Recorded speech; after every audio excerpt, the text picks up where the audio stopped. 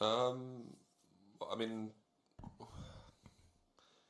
this first set could have gone differently as well. I had a lot of chances, a lot of break points, and didn't take them. So, had I taken those chances, maybe I relax a bit sooner and play better earlier.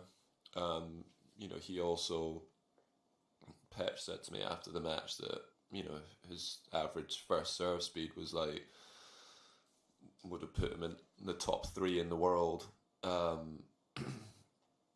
in the first set, and his forehand speed was the fastest of any of the players on the tour. So, I have to give him credit for that as well. Like, he came out swinging, and I had to do something to change that, and I did, and turned the match around pretty quickly and finished it really well. So, yes, I would have liked to have taken my chance in the first set and played a bit better, but he was also taking huge cuts at the ball, swinging pretty freely, and it's not that easy when guys are doing that. Oh. Ellen, Press Association. And you said out there that you're feeling physically kind of the best you have in years, and I just wonder, what's kind of the most important thing about that? Is it the speed around the court? Is it, I don't know, being able to change direction? Is it that you're not in pain, or what makes the biggest difference? Well, my body's responding well to playing matches, so, I played, it wasn't the longest match in the first round, but I pulled up pretty well from that one, and then obviously today, I think physically I was stronger than him at the end of the match, which is a really positive thing, obviously, and my game improved as the match went on, and yeah, my movement around the court is good right now.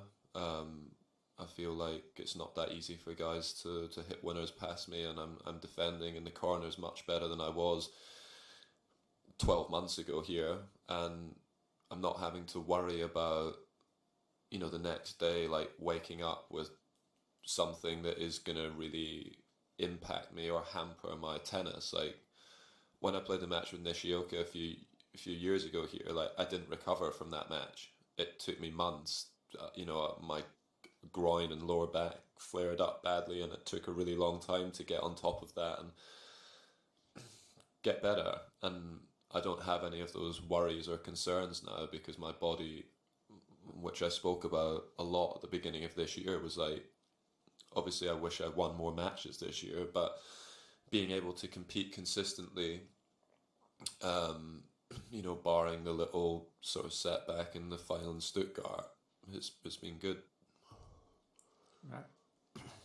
Did you when Matt Futterman from the New York Times, when you've set yourself out on this process, and especially in the last year, did you give yourself any kind of timeline? Well, I'll give it to 2022, and if I'm not getting the results I want, then we'll think about this again, or 2024, or is it just go as far as your body will let you at this point, as long as you say your body is feeling good and recovering from these tough matches? Yeah, I think there's lots of things that go into that decision, and some of it is obviously my body, some of it will be, my family, motivation, how well I'm playing, like, as well. I don't think there's one thing that will go into that, and at times this year I've not felt amazing, in terms of where my game has been at, and at other times I've shown myself that I can still compete with the best players. So yeah, I don't know when that time will come, and I'm not setting a date or a time frame on that. I'll make the decision when I'm ready.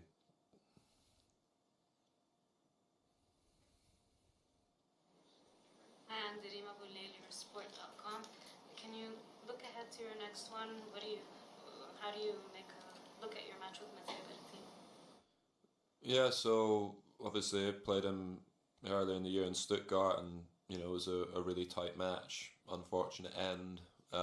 He's been very unlucky this year with, I spoke about that on the court. He obviously got COVID at Wimbledon when he was going in, having won the two lead-up tournaments, and then I don't know exactly what the problem was.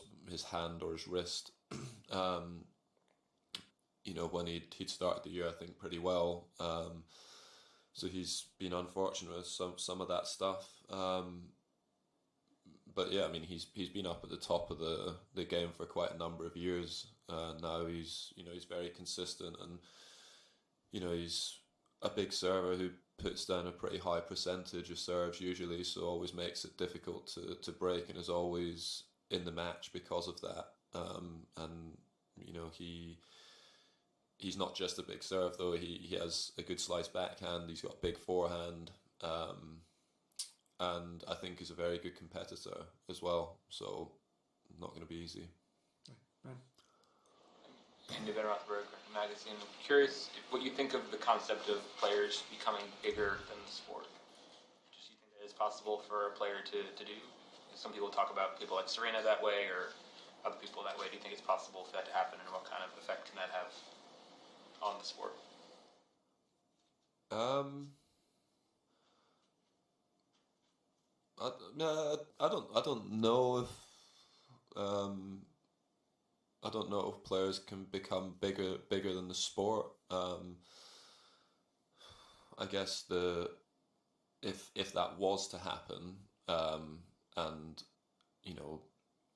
someone started getting like preferential treatment in terms of like the rules and getting away with things that other players wouldn't, then that could obviously be, I could see that being a problem. In Serena's case, I don't necessarily think that has been the case. Like if she has maybe not behaved well on the court, I think she's been punished like all of the other players would have done. But yeah, I don't know. I've never felt like it. Certainly in the years that I've been playing, that anyone has been bigger than the sport.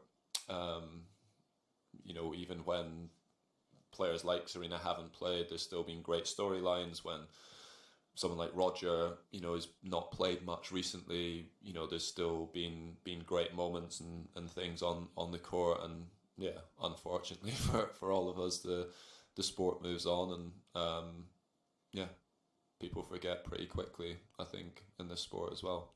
Okay, thank you. Last question, please. Sandy Hall at Miami Herald. Can you talk a little bit about how the pandemic either halted your comeback or helped it, or how it affected your last couple of years? Yeah, I think I don't know really whether it helped or hindered it. Obviously, COVID didn't help me it was tough for me to miss the Australian Open in. I think that was last year. I got COVID right before then. I was pretty gutted, to be honest. Like psychologically, I was really upset about that.